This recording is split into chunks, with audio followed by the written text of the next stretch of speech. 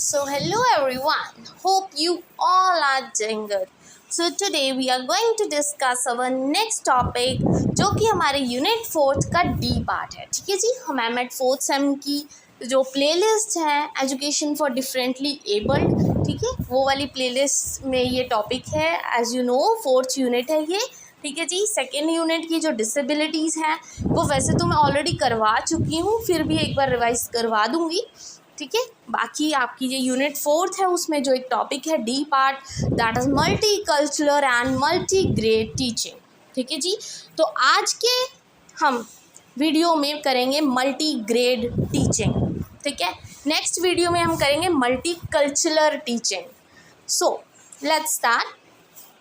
Introduction सबसे पहले, that is learning include all the activities that stimulates the students physical, mental, spiritual, emotional and personality development. अब learning क्या होती है? learning क्या होता है? कुछ सीखना.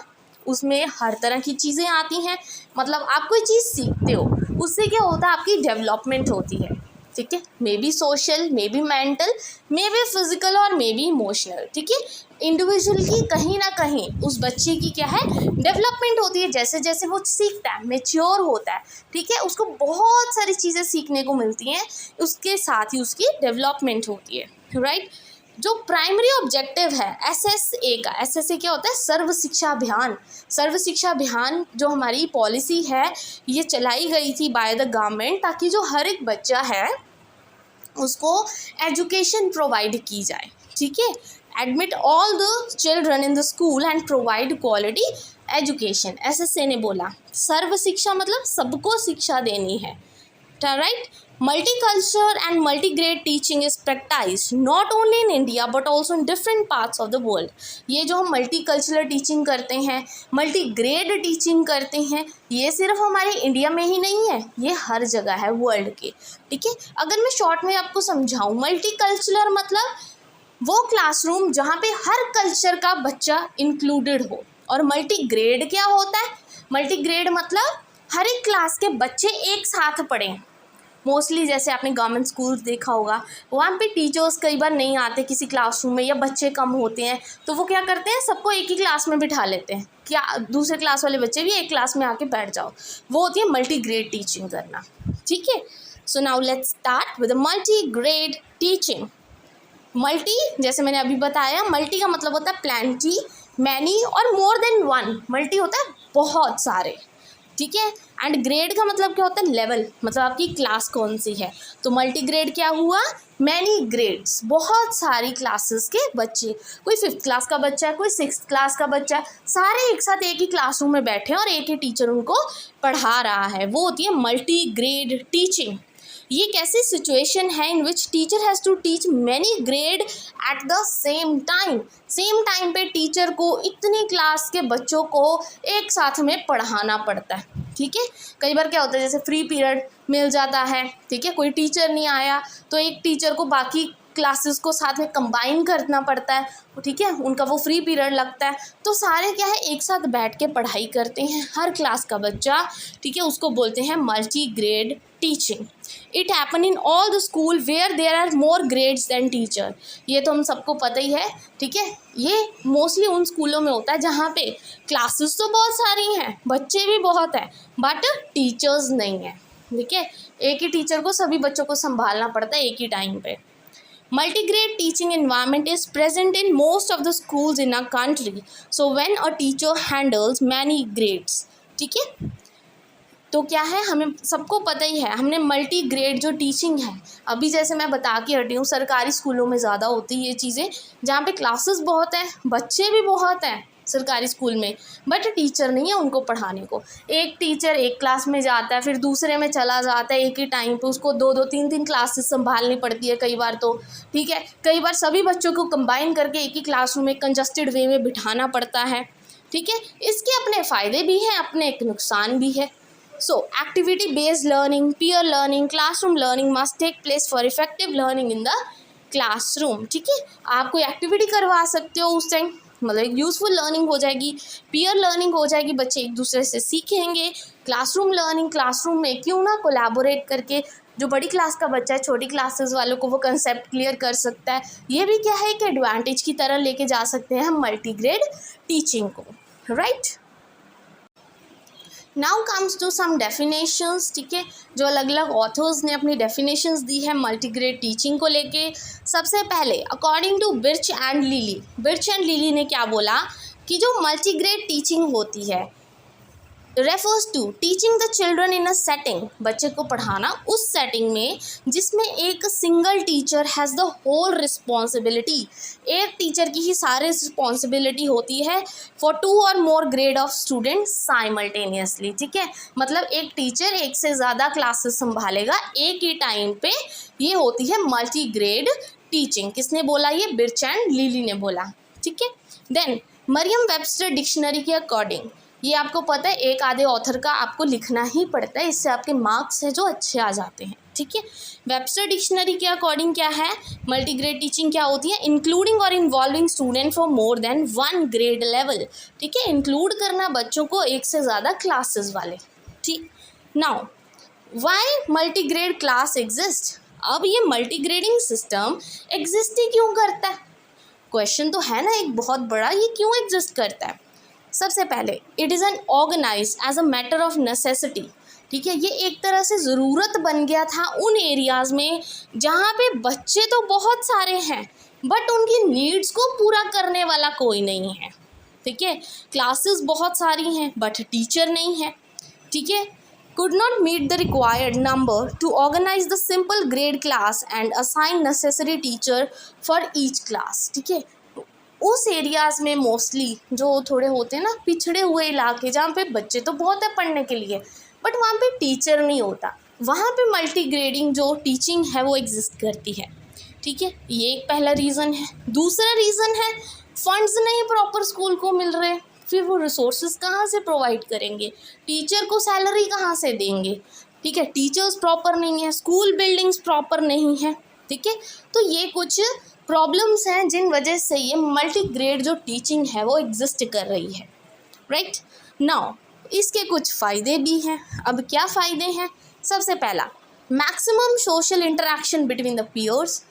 देखो हर क्लास का बच्चा एक साथ बैठेगा, एक दूसरे से इंटरेक्ट करेगा, एक दूसरे से बहुत कुछ सीखने को मिलेगा उनको, तो ये एक पहला एडवांटेज हो गया।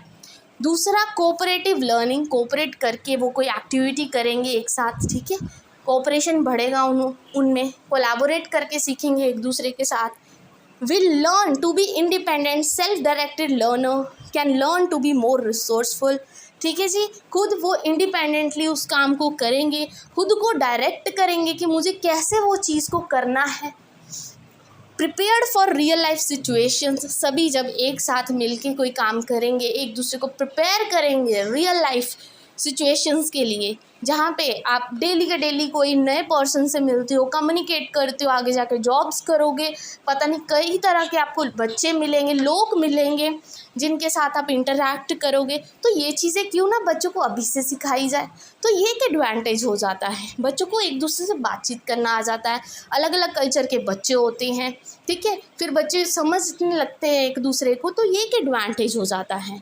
There is a constant interaction between people of different age, skills and abilities. हर एक बच्चे की एबिलिटी अलग है, एज अलग है, कोई उनकी बड़ी क्लास का है, कोई छोटी क्लास का बच्चा वहाँ पे बैठा है, ठीक है, सबकी स्किल्स अलग हैं, तो एक दूसरे से वो कोऑपरेट करके बहुत कुछ चीज़ें सीख सकते हैं।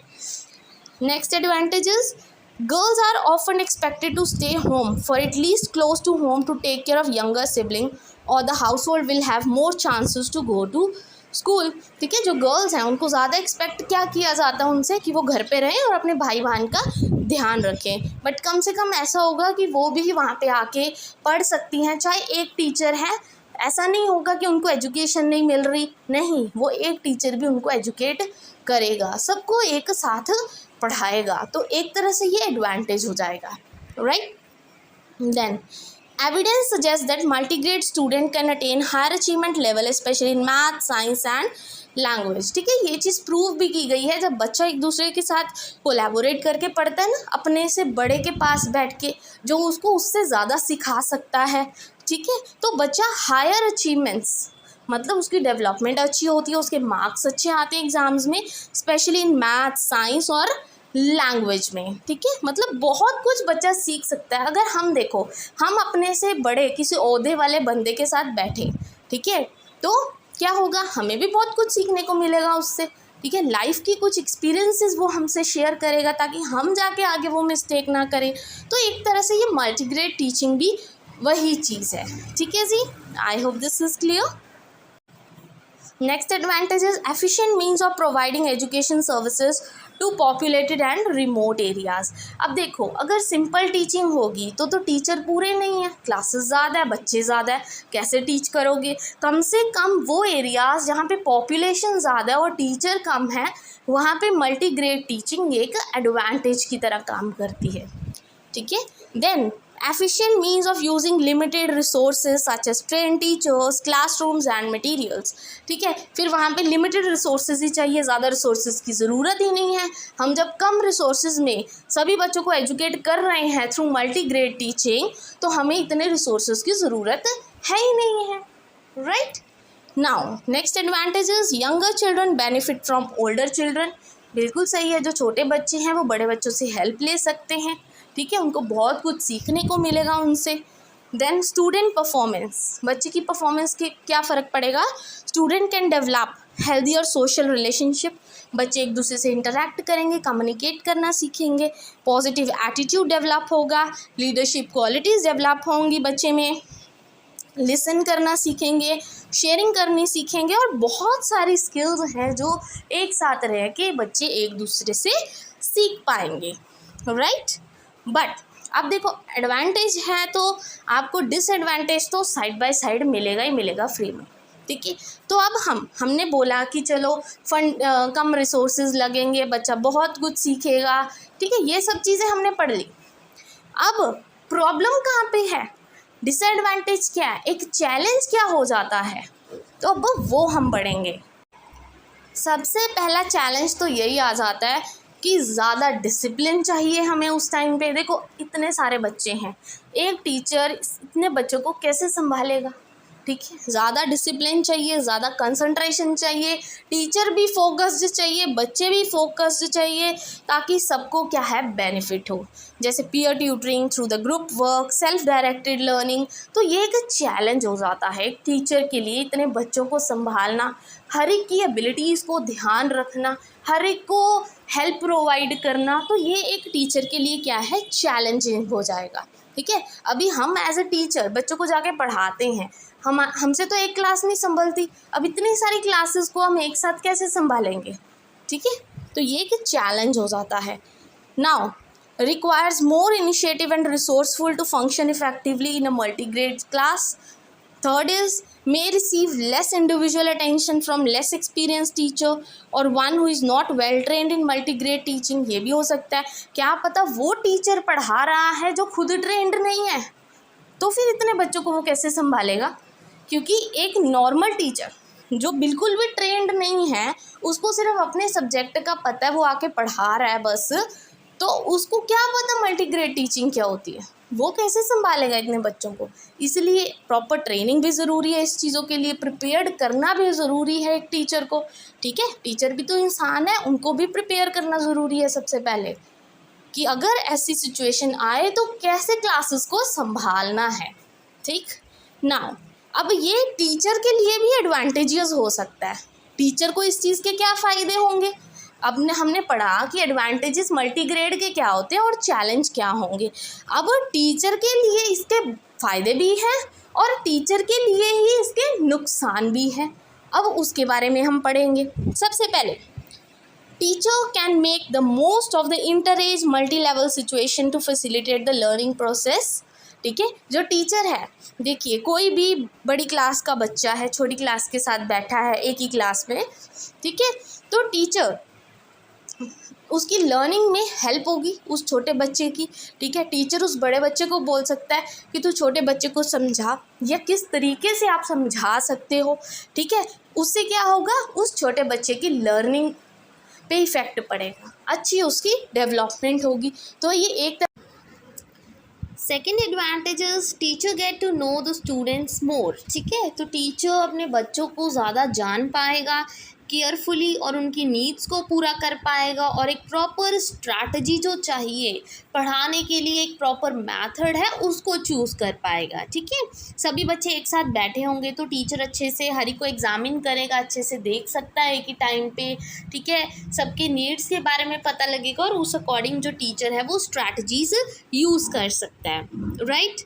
And the third is shares the responsibility for facilitating the learning with the pupils, parents and other community members, ठीक है। So shares the responsibilities for facilitating the learning, ठीक है। तो जो टीचर है वो क्या करती है, अपनी जो रिस्पॉन्सिबिलिटी है वो शेयर कर देती है पेरेंट्स के साथ। कोई भी बात हो ओपनली वो कर सकती है टीचर हर एक बच्चे की, ठीक है जी। Then more opportunities for activity centred, ठीक है। एक्टिविटीज़ जितनी हो सके उतनी वो टीचर करवा सकता है, ये एक एडवांटेज है, ठीक है। एज़ कम्पेयर टू रट्टा मारना, drill methods of teaching, simple lecture देना, उससे बेटर क्या है कि जो टीचर है एक एक्टिविटीज़ करवा सकती है इतने सारे बच्चों में, राइट। अब ये तो फ़ायदे हो गए। अब ये चैलेंज कैसे है टीचर के लिए, ठीक है। Require more preparation of curriculum learning materials, बिल्कुल सही है। देखो इतने बच्चों को पढ़ाना है एक साथ एक ही क्लासरूम में, अलग अलग क्लासेस में, तो उनके लिए लर्निंग मटेरियल करिकुलम उस अकॉर्डिंग होना चाहिए। वो तो एक टफ़ चीज़ हो जाएगी, एक एक क्लासरूम के लिए करिकुलम प्रिपेयर करना, उस अकॉर्डिंग पढ़ाना एक ही क्लासरूम में उतने ही टाइम में, right. requires more careful study of learners development characteristics along the age level involved in the class। हर एक बच्चे को ध्यान से ऑब्जर्व करना, उनके एक एक एबिलिटीज़ को देखना इतनी क्लासरूम में, अलग अलग स्ट्रैटेजीज़ यूज़ करना मल्टी ग्रेड क्लासरूम में, ये समवॉट डिफ़िकल्ट हो जाता है, ठीक है। Then more investment in organisation of classroom as learning environment, एक अच्छा इन्वायरमेंट बनाने के लिए टीचर का बहुत ही टाइम, मनी, सब कुछ इन्वेस्ट हो जाता है, एक तरह से इतनी एनर्जी इन्वेस्ट होती है, ठीक है। टीचर भी थक जाता है, ये एक चैलेंज है। हर एक लेवल के बच्चे को संभालना, डिफरेंट एजेस के बच्चे को एक ही क्लासरूम में संभालना, एक्टिविटीज़ करवाना, ठीक है, अलग अलग मैथड्स यूज़ करना, स्ट्रैटेजीज़ यूज़ करना, ये एक चैलेंज हो जाता है, right. Now next, what does effective multigrade teaching involve. अब हमने बोला कि चैलेंजेस भी हैं, एडवांटेजेस भी हैं, टीचर्स के लिए भी है, एज़ कम्पेयर टू स्टूडेंट्स की बात करें तो उनको क्या फ़ायदे हो सकते हैं। अब हमने बात की what does effective multigrade teaching involve. अगर हमने एक अच्छी मल्टीग्रेड टीचिंग करनी है, हर एक बच्चे को, डिफरेंट एज लेवल को, डिफरेंट क्लास को, डिफरेंट ग्रेड्स के बच्चों को पढ़ाना है, तो हम उसमें क्या क्या होना चाहिए, क्या क्या इंग्रेडिएंट्स होने चाहिए एक तरह से एक अच्छी क्लासरूम बनाने के लिए। पहला, सिस्टमैटिक वेल ऑर्गेनाइज्ड प्लान्ड चीज़ें होनी चाहिए, हर एक चीज़ ऑलरेडी इन एडवांस प्लान होनी चाहिए, तभी एक अच्छी मल्टीग्रेड टीचिंग हो पाएगी। वेल मैनेज्ड क्लासरूम होना चाहिए, ठीक है, पढ़ाई के लिए एक अच्छा शांतिपूर्वक जो माहौल बनना चाहिए वो होना चाहिए। देन कोऑपरेटिव लर्निंग एनवायरनमेंट होना चाहिए, where self directed learning is balance with teacher directed activities, peer teaching होनी चाहिए, ग्रुप वर्क्स होने चाहिए, ये एक अच्छी क्लासरूम होती है, यहाँ पे आप मल्टीग्रेड टीचिंग कर सकते हैं। एक अच्छा वेल डिज़ाइंड करिकुलम होना चाहिए जहाँ पे आप बच्चे की इंटीग्रेशन को इनकरेज कर सको, मतलब सारे बच्चे एक साथ मिलके कोऑपरेट करके अलग अलग एक्सपीरियंसेस करें, अलग अलग वैरायटी ऑफ एक्टिविटीज़ परफॉर्म करें, ऐसा करिकुलम होना चाहिए, right. Then understand diversity and complexity of student, diversity को अंडरस्टैंड करे वो टीचर की, हर बच्चा अलग है और हर एक बच्चे को ध्यान से देखे, ऑब्जर्व करे, उनकी नीड्स को ध्यान में रखे। Make classroom child friendly can also help in multigrade teaching, ठीक है, क्लासरूम को चाइल्ड फ्रेंडली बनाना है, बच्चे को ध्यान में रखना है, बच्चे की नीड्स को ध्यान में रखना है। Give extra attention to children with special educational needs, और वो टीचर हैं बच्चों को स्पेशल अटेंशन दे जिनको अलग से नीड्स हैं, ठीक है। आई hope this is clear. So this is all about multi grade teaching and आज का कंसेप्ट आई होप आपके लिए यूज़फुल रहा हो, और अगर आपको बहुत ही इन्फॉर्मेटिव लगा हो, कुछ सीखने को मिला हो, then please don't forget to like and subscribe my channel. Thank you very much.